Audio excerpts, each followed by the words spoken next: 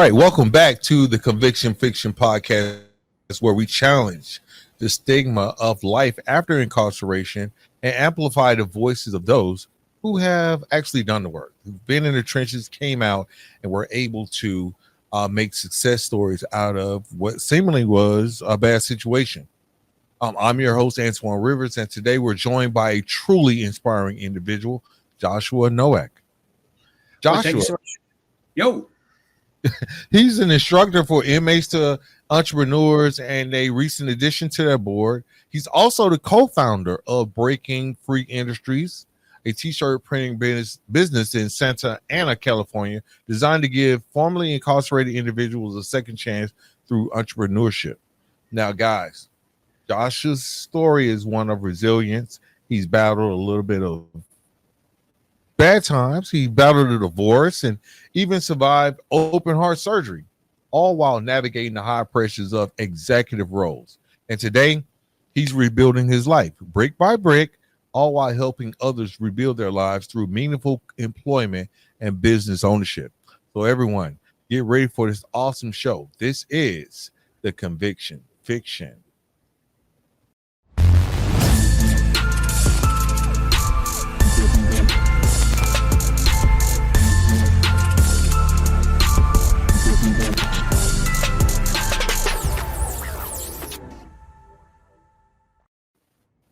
All right, Josh. Hey, welcome to the podcast, man. Thank you so much for joining us today.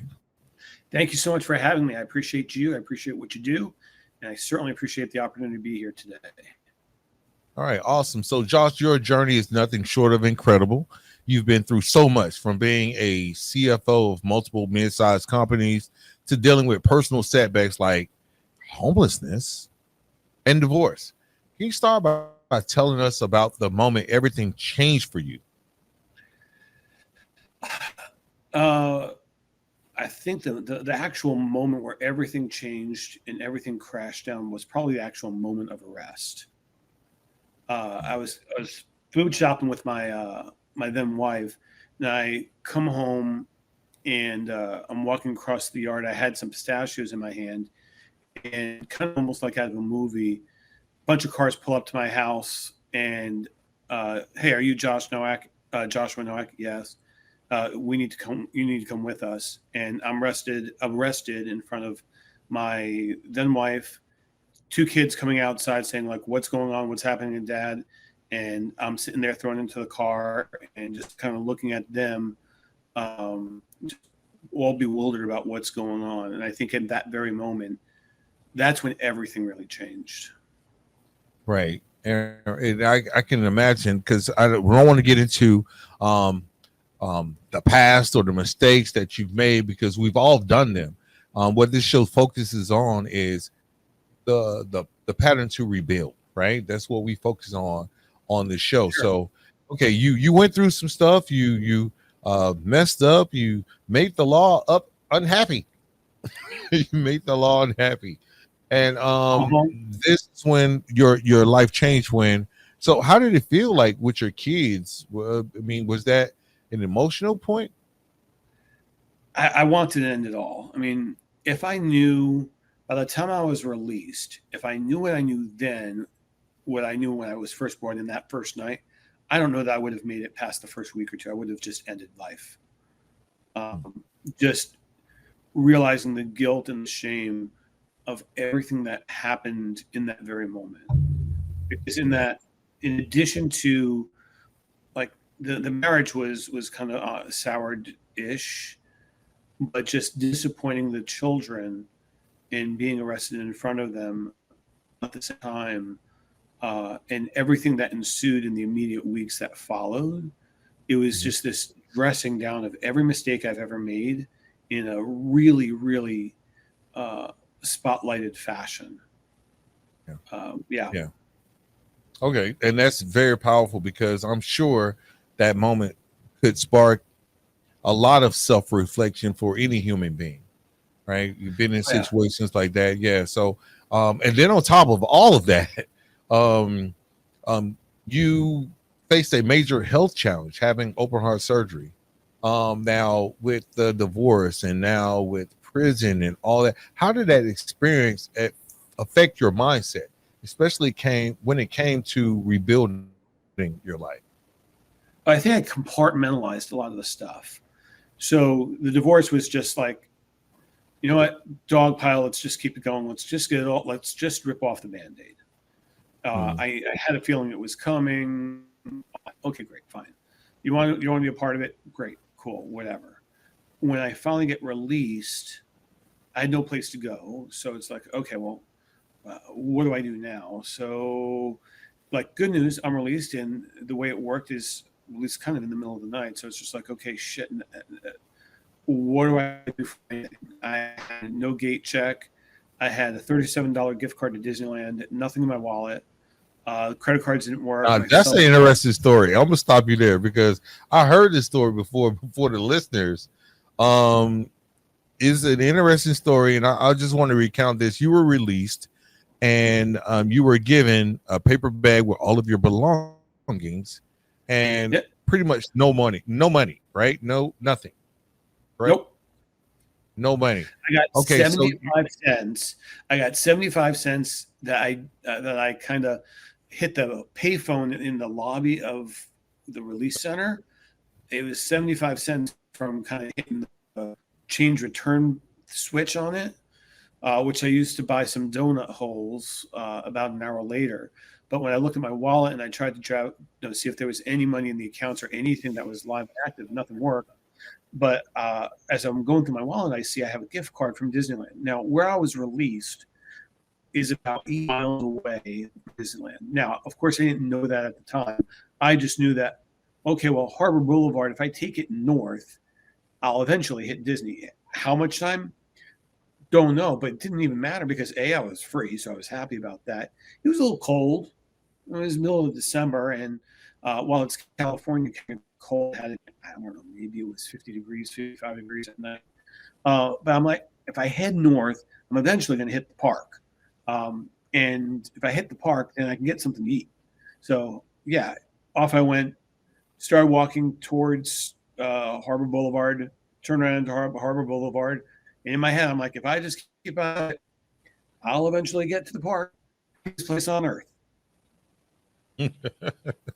So you're headed to Disney World, fresh out of prison. Some kids grow up and don't get to Disney World. Here you are leaving prison and get a chance to go to Disney World because you were able to have that gift card. Now, you've had your fair share of personal struggles, but you've also experienced the firsthand challenges of reentry.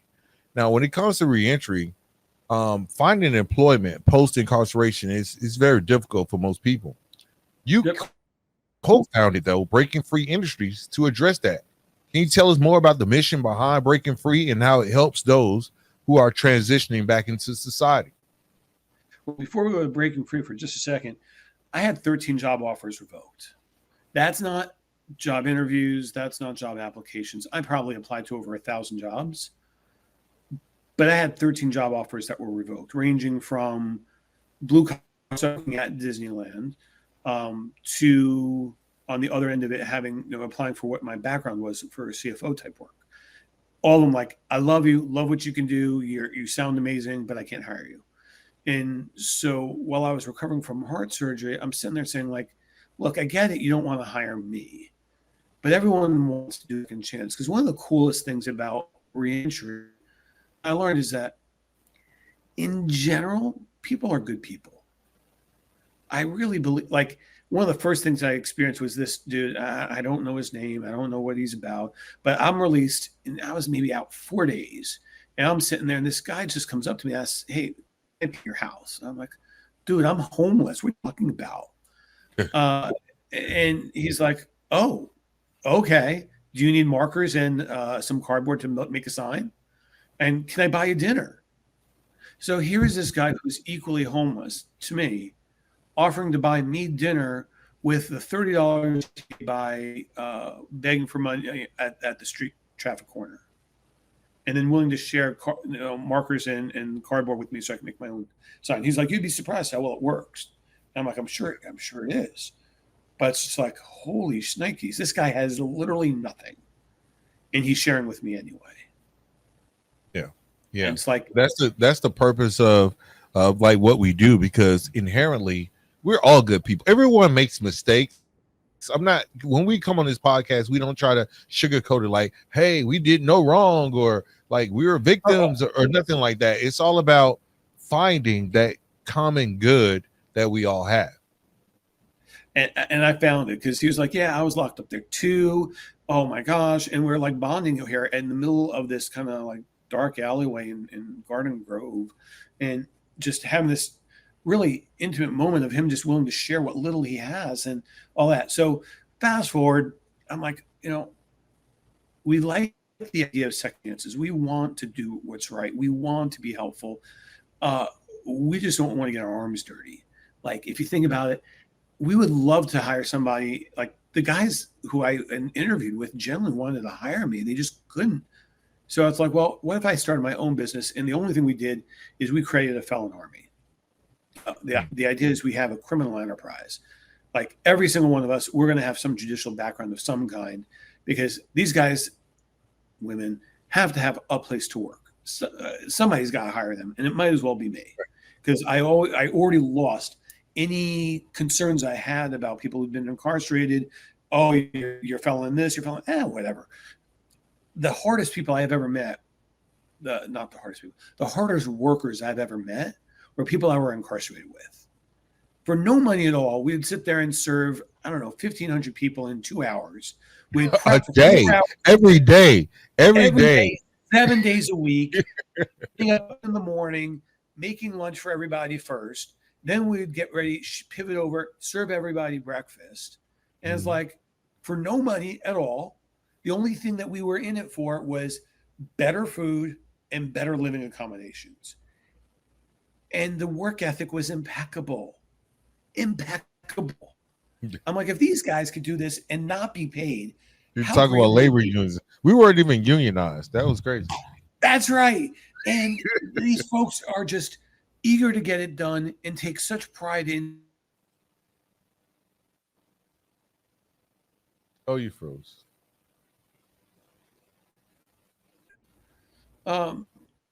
So it was just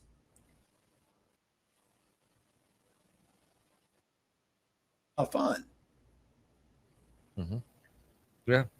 Okay. So I love that you emphasize the purpose alongside employment. I'm sure that for many folks who work with breaking free, it's not just about the paycheck. It's about reclaiming a sense of worth and contributing to something bigger. And now they're getting paid for it a little bit more than you were when you were in the joint. So from your experience working with, even with inmates to entrepreneurs, what would you say are the biggest hurdles that formerly incarcerated individuals face when trying to find work?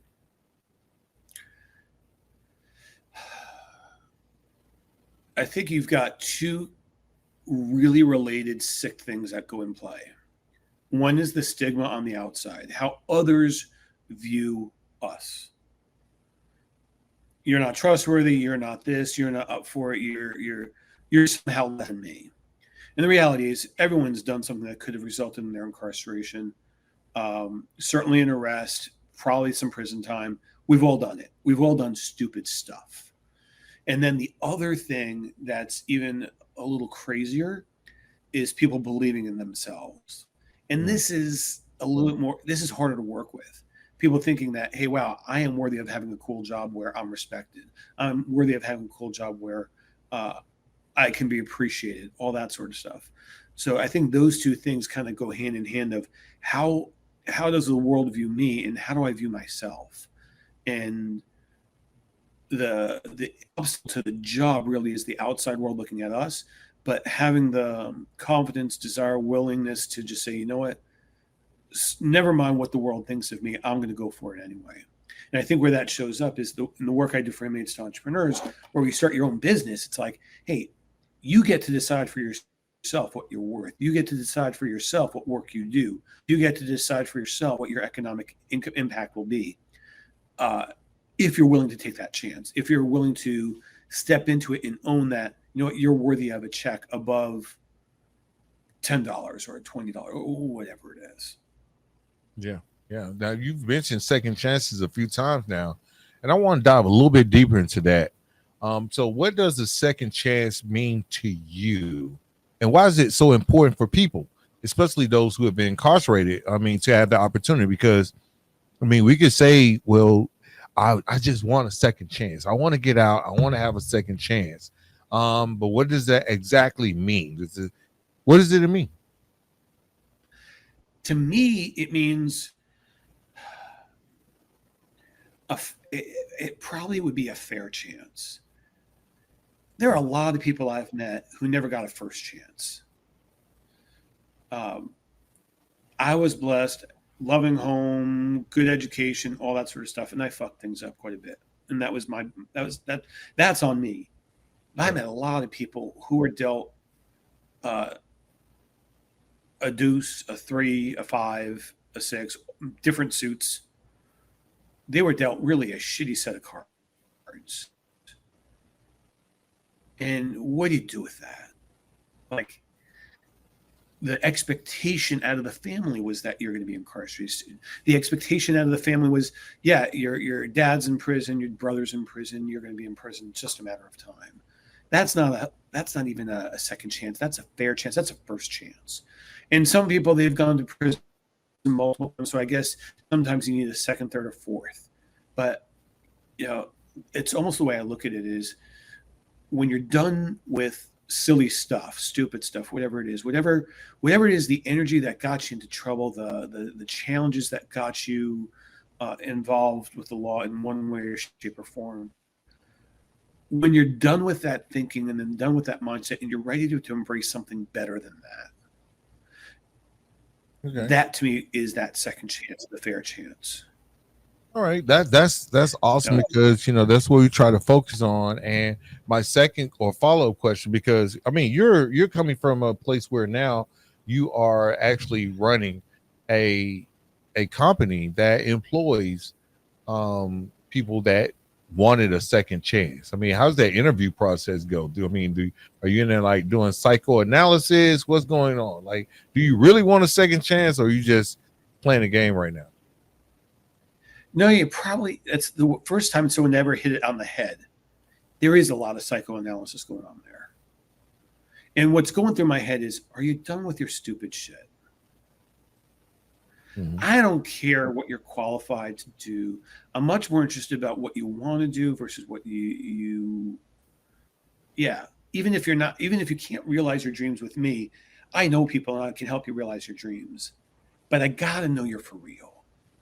Right. I got to know that you're done with whatever it is. There's this guy that's worked for me, and he's an old fart. And he's grumpy as hell, but he's an amazing human being. He's grumpy, to say the least, but he spent the better part of his life behind bars, in and out, in and out, in and out, like a burger, in and out, in and out. He's like, well, I'm just hurting myself.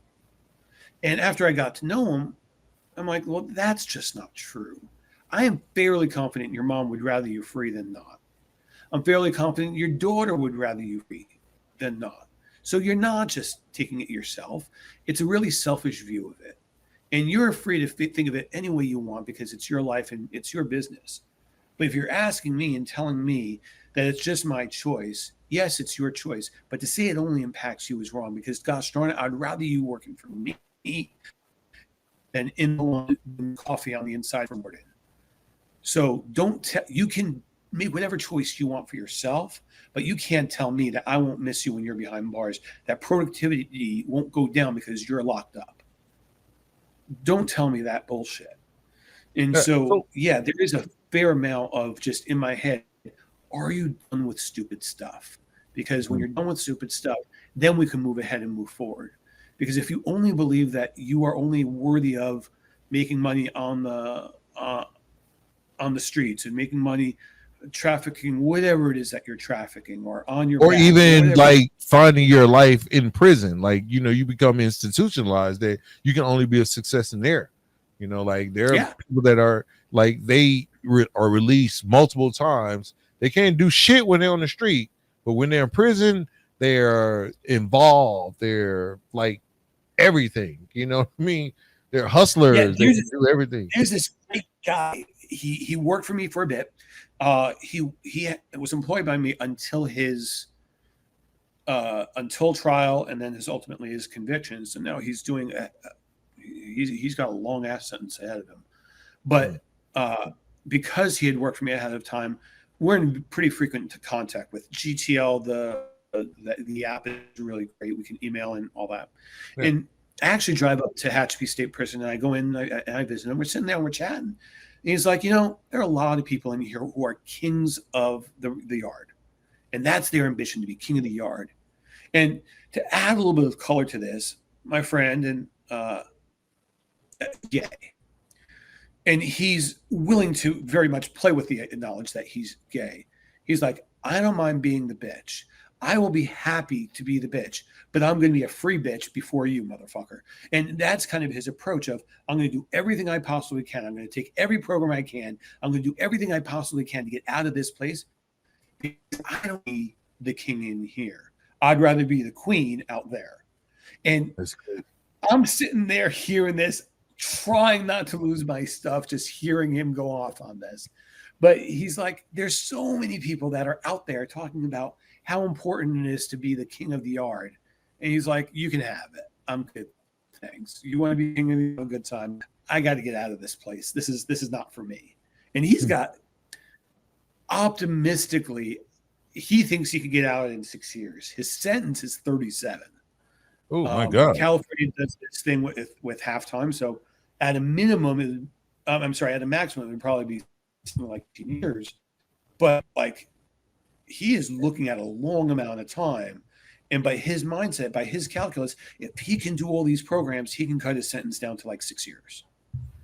Well, I'm going to pray for him.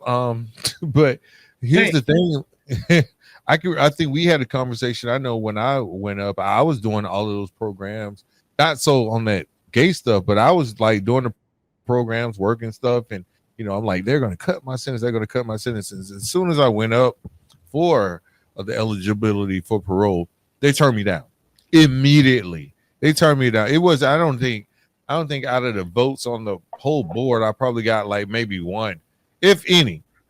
And I was like, damn, I'm up here doing everything right. I'm going to these classes. I'm teaching the classes. I'm learning about myself. And one of the most surprising things that I say on this podcast is that doing those classes, I was doing it just for the show, just to try to get out and shit at one point. But I started learning stuff about myself. I started fucking actually taking in some of this shit and understanding like what made me move the way that I moved on the street. So I get up for the parole, they turn me down, et cetera, et cetera. And a person, one of the mentors that I credited in my book, she came to me. She was like, look, they only turn you down to see how you're going to deal with adversity. They want to see what you're going to do. Like, because they see all the accolades, they see all the little certificates and shit. Your disciplinary record. I mean, you probably got a citation or a slap on the wrist. You ain't got too much going on. But they want to see what you're going to do now that you've been faced with adversity. And that shit stuck with me. It stuck with me. It actually, because I wanted to go crash out. Honestly, I wanted to go crash out. So that's amazing. Like the story that you're sharing with I guess Queen of the Yard. Can we call her Queen of the Yard? I don't know. Let's call her Queen of the Yard. That's all cool. He didn't appreciate it. He didn't appreciate it. Okay. But the as you're sharing your share, and I know this is your podcast, and not maybe I can't ask questions, but yeah. I would imagine you're in. It's adverse enough to just being locked up, and I understand being told no, an element of adversity, and being told no. So to me, it's like you try living on the sun side, Mr. Parole Board person. You try hanging out here for a day when you're not wearing the suit and tie, but you're wearing some overalls. You try carrying a job here on the line, wondering what's going to happen at Come Yard. You try this out and try it on for size and talk about adversity. Being told no by some pencil pusher, that's the least of my concerns. Or worse, like you said, you're dealing with all of this stuff on a day-to-day basis. But at the same time, you got to worry about the wild cards. Like, hey, I think I can try him. I think I can, Yeah, you know what I mean? Like, I think I could punch him Yeah, out or do some shit like that, yeah. just for cred or something. I don't know. Yeah, there's dumb fuckery that goes on there. It's like that's adversity. Sorry. Like if you want to know how I'm doing with adversity, just check, hang with me for a day. You're welcome to join me. There's a bunk right below. Come on, check it out. Like, Right. Mr. Parole Officer, probation officer, parole board person, go step on that cot that's not yours, and let me know how it works out for you. Oh my God. Okay. Oh, Yeah. better yet, why don't you go take a look in that bag and see what your neighbor got? Why don't you go take a look and taste, try and, sharing is caring and borrow one of his, borrow that little. Not so much. So, but Right, that's a right. real perspective. That's the perspective that we come from, and to come out and be able to run successful businesses, employ other people that cannot get jobs. That's what we are really focusing on this podcast. And now, going back, right? Sure. How have you seen your entrepreneurship specifically benefit those who have worked for you? And sure, how have you how like give me a story that you saw, like, okay, I employed this person that probably would not have ever gotten a job anywhere else. And I employed this person, and now they're responsible. Maybe they reconnected with their family. Maybe they, got a job, start paying bills. Maybe their credit score is up. Is there a specific All of that. instance? Probably a lot of them, right? Yeah, it's all of that.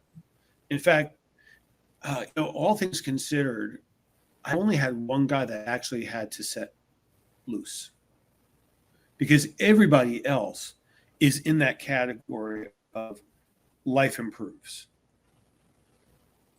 And I don't know if that has much to do with me. Maybe it does, maybe it doesn't. And I'm probably certainly not the one who's going to say it's Josh and give myself a pat on the back because that's just not my style. No, But I no, had but one we guy. want to give you your pat on your back. You're doing a lot of great stuff in the community, man. We appreciate you.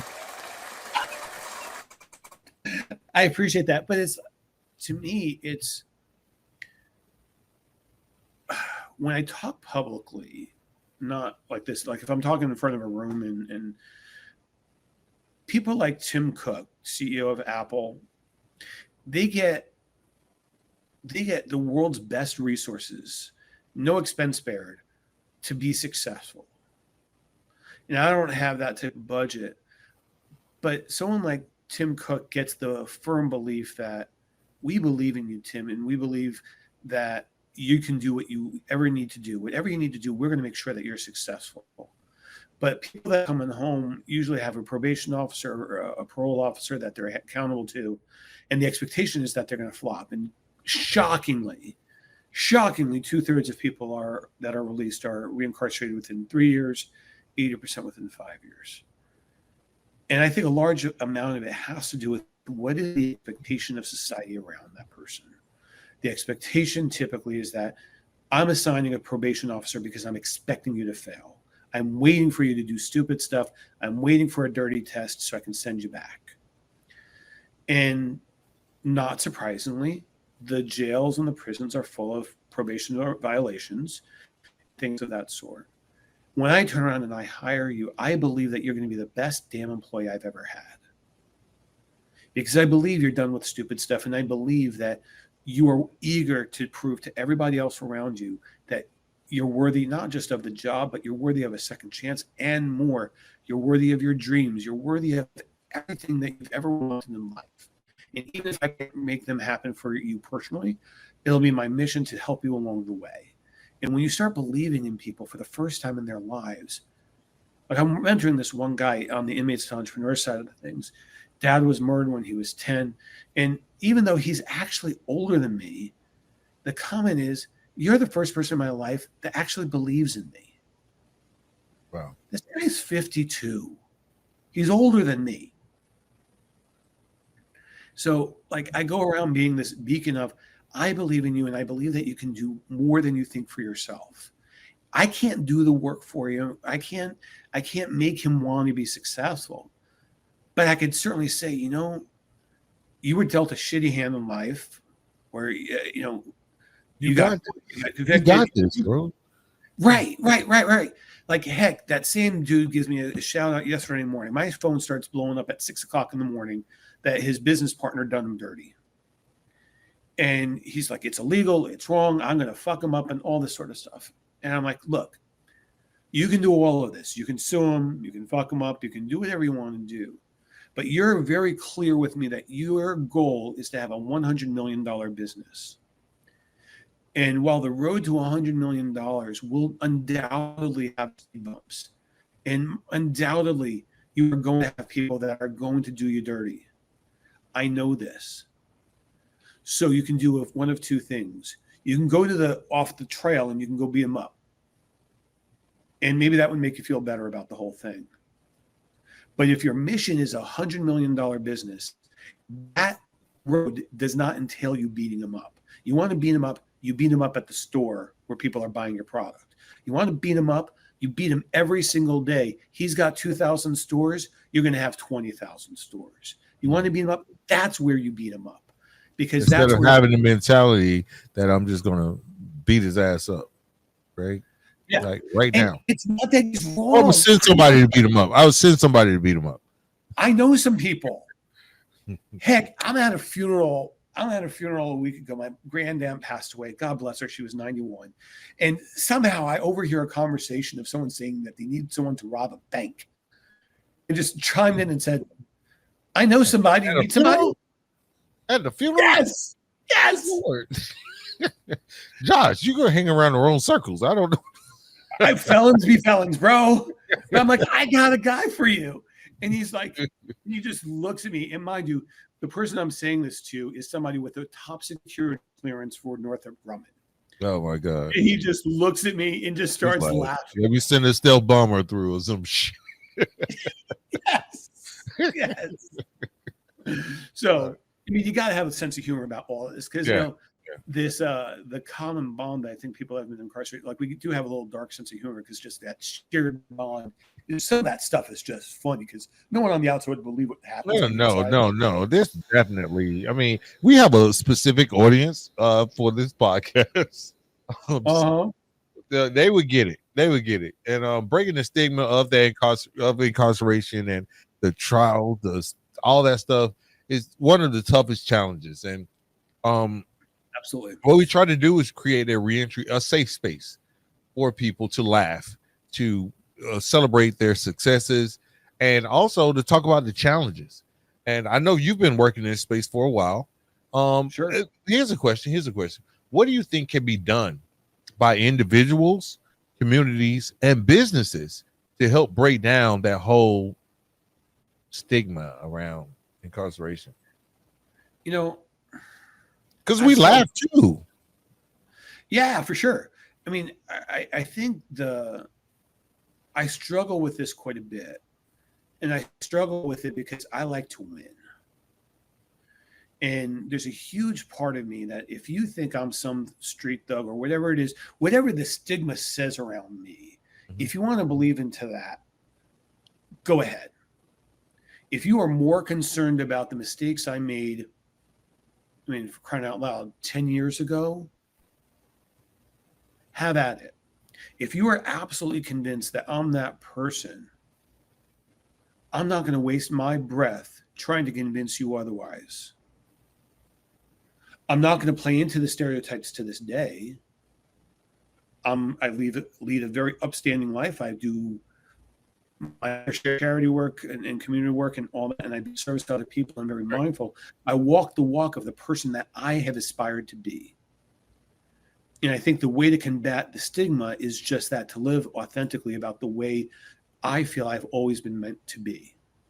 Because if I spend my time trying to convince some dumbass that I'm not a felon or that I'm not this or whatever they conjure up of the word felon, I'm playing right into that narrative anyway. That person doesn't deserve my time, and they certainly don't deserve to live rent-free in my head.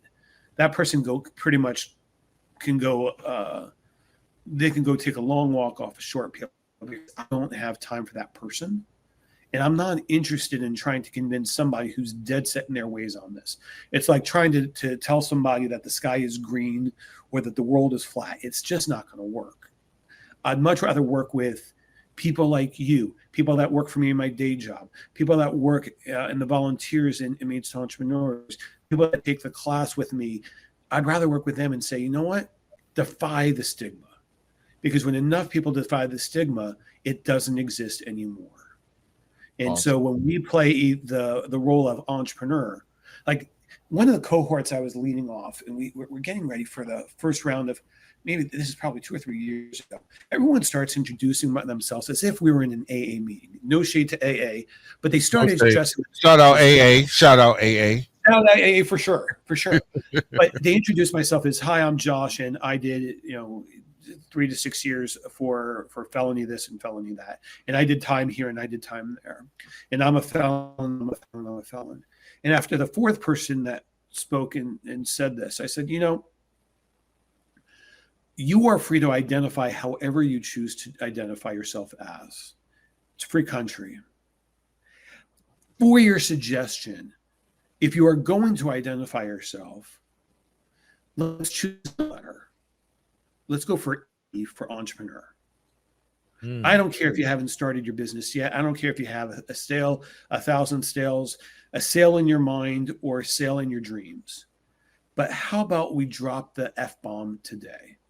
Let's drop that moniker, because the more you identify yourself as a felon, how do you expect the world around you to forget that you're a felon when you can't even forget it yourself? If you see yourself as a felon and that's your primary identifier, how do you expect the world to see you in any other light? Much like if I saw myself as being a womanizer, and I go around like the guy from what's the cartoon? Family Guy. Okay, yeah. If I go around as a philandering playboy and that's my identity, the world will view me as such, wish granted. But if you want to view yourself as an upstanding entrepreneur who's here to make moves and be the owner of a 9-figure business, as this guy who lit me up the other day is about, you can't pick both. I get that I will always be a felon. I don't care that my record's been expunged, my case has been sealed. I will, in short order, go for a gubernatorial pardon. As these things come, I will avail myself and reclaim my identity as I should. But it doesn't erase the mistakes I've made. I've made them. I own them. They are part of my past, and I will own that. But in order for me to say that, you know what, I'm an entrepreneur and I'm a hope bearer, I'm a purveyor of hope, those two concepts, and me identifying as a felon, two things can't go together. They don't coexist. I can choose to be someone who's a light bearer, or I can choose to be somebody who breaks the law. I can't be both. And it's not to say that I don't ever commit a mistake again, or I don't break the law. Yeah. I'm sure at some point in that day, I might have gone 80 miles an hour on Interstate 5. I'm not saying that, but I'm not identifying and not saying to the world, my identity is felon. My identity, I'm a dad, I'm an entrepreneur, I'm a social justice advocate. And when I'm done with a bunch of other nouns, maybe in an hour I'll come around and say, yeah, at some point in time, I did some shit that warranted me being called a felon. But I'm going to cling to these other identities first. And when enough of us make that our moniker and live by it too, I think the stigma changes. It's not my primary motivation to choose how you think. That's not my business. You think I'm an asshole? Great. You know what? I am. I own that. But I'll think more of myself as being an asshole than a felon. Because if I'm an asshole demanding that you take some accountability for your actions so you can move forward, and if that makes me an asshole, I'll own that. And I'll own that. Yeah, because actually just being an asshole is like you don't agree with me. That's all that means. That's all it means. I'm okay with that. I'm okay with that, right? I might be telling you something that can possibly help you, right? But you're not willing to accept it. So now you're going to call me an asshole because you don't want to accept like this truth that I'm giving. And the truth that you just given is incredibly inspiring. You've shown us that no matter how many obstacles life throws your way and this whole mentality thing, it's possible to rebuild and recreate and even help others recreate their lives along the way. You're doing incredible work with Breaking Free Industries and with Inmates to Entrepreneurs. Shout out to Inmates to Entrepreneurs. And I'm sure the impact that you've made, I'm sure that the impact you've made will continue to grow. This has been very fruitful. So we're about 40 minutes in. For our listeners, I do want to point this out. We don't have any sponsors. You guys know that we don't get paid for this shit. We're just doing a public service. If you're inspired by Josh's story and want to learn more about Inmates to Entrepreneurs or Breaking Free Industries, make sure to check out the links in our show notes. And if you're looking for chances or ways to support second chance businesses, or just get involved with the mission, reach out and make a difference in someone's life today. All right. So, Inmates to Entrepreneurs. I know that's one of your things, but your primary baby is Breaking Free Industries. How would someone get in contact or get employment with Breaking Free Industries? Well, currently not hiring at the moment. We've got a full deck. Okay. We got a full deck. Typically we hire locally. That's more of an on the ground Orange County thing that's going on, so that we are expansion, man. You got to expand, bro. Come to Atlanta. Come to I don't know, California. This could happen. I'm open to the possibilities, but I work very, very closely with our community partners and within the reentry programs, because part of the challenge about hiring somebody coming directly out of incarceration is, hey, do they have the wraparound services for success? Right. We're an employer, a for-profit entity. We're here to make money. And part of that success factor. Let me stop you right there really quick. I don't mean to interrupt, but you made a key phrase. I want you to kind of expound on that. You said wraparound services. What exactly does that mean? So a lot of the people that we work with, and when we make a hire, we're usually doing it part and parcel with one of our community partners that has reentry services. And what I mean by wraparound is, if you're struggling with sobriety, you're getting support from AA. If you're having issues around just getting support and you need to have a better relationship with God, then we're going to introduce you to make sure that you have some faith-based leadership around that too. If you need help psychologically to work through prior trauma, PTSD, all these other things, we want to make sure that mental health, going to address all that. Because oftentimes the job is the cherry on top.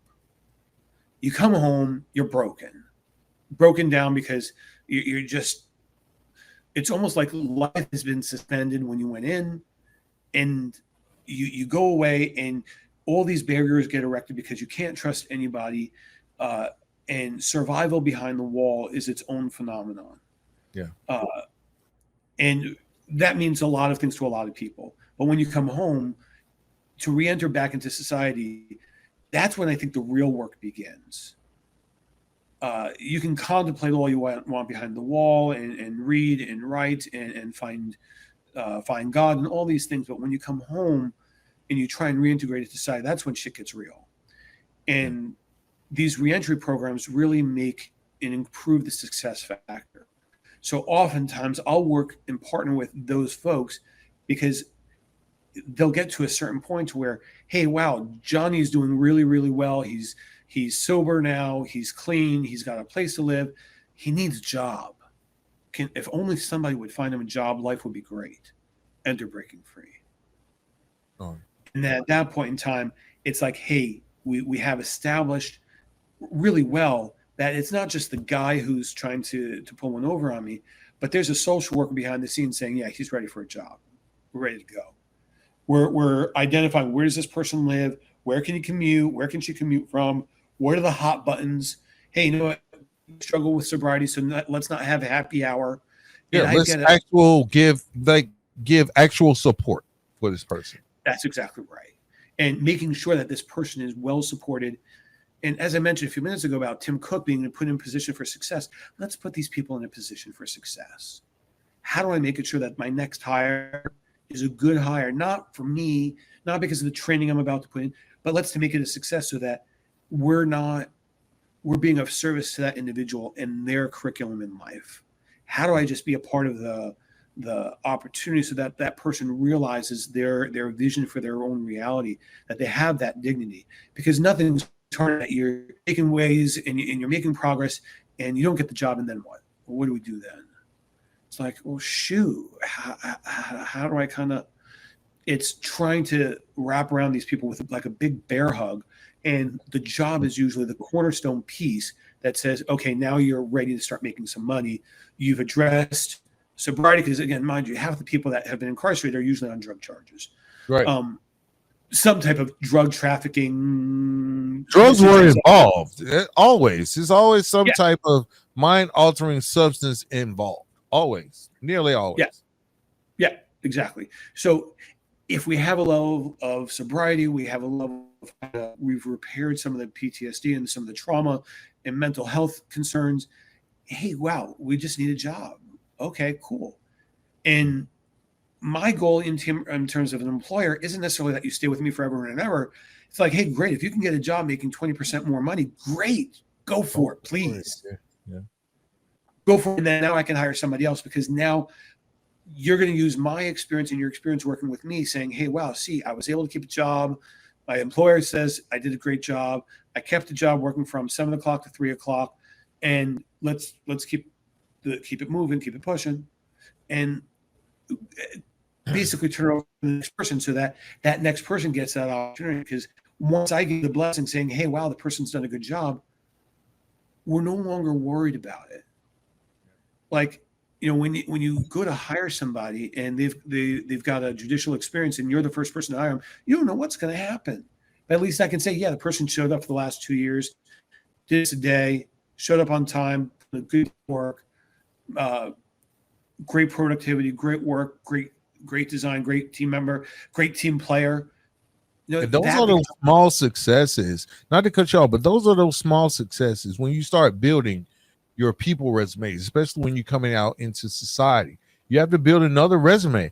Most of the people that may have been incarcerated, I know, I don't know if it's 50-50 or relative to where you are, but a lot of people didn't have resumes. Their reputation wasn't great, right? So that resume that you're building with them to actually give them a time to start something consistent. Like, I think that's very important. Yeah. Well, it's someone to vouch for them. Someone to say, yeah, you're good. You might have done some stupid stuff before. That's okay. We've all done it. And you're done. You're past it. You've been able to keep your nose clean. 2 years, 3 years. You've been able to keep. Right. Awesome. That's you've awesome. Been a positive contribution. And now it's time to have you fly to the next level. And sometimes it's with me, sometimes it's not with me. And that's cool. That's cool. All right, guys. So that wraps up today's episode of the Conviction Fiction Podcast. I want to thank you so much for listening and for joining us on this journey of transformation. Remember, we're here to change the narrative and break the stigma around life after lockup. Until next time, I want you guys to stay inspired and keep pushing forward. Now, Josh, I want you to hang out for me just for a second, because we're going to do like a little follow-up thing here. This is a public service announcement from Josh. Go over to Amazon.com. Do a little search in that box for Antoine Rivers. There are 2 books that you will find there. One is going to be No Turning Back. The other one is going to be The Conviction Fiction. When you do that in a few days, you will get a love box from Amazon.com with a smile on it. Mine arrives tomorrow. And I can't wait to read it, review it, say something nice about this man who is doing everything he possibly can to make sure the community, the stigma goes away, and that we have a better life than standing on the shoulders on people before us, so that we can tell our stories, talk about our structures, talk about reentry, and change the narrative around the stigma. So please, again, go over to Amazon.com, be like Josh, order those 2 books. Say something nice on Amazon afterwards, and maybe you walk away inspired for having read those books.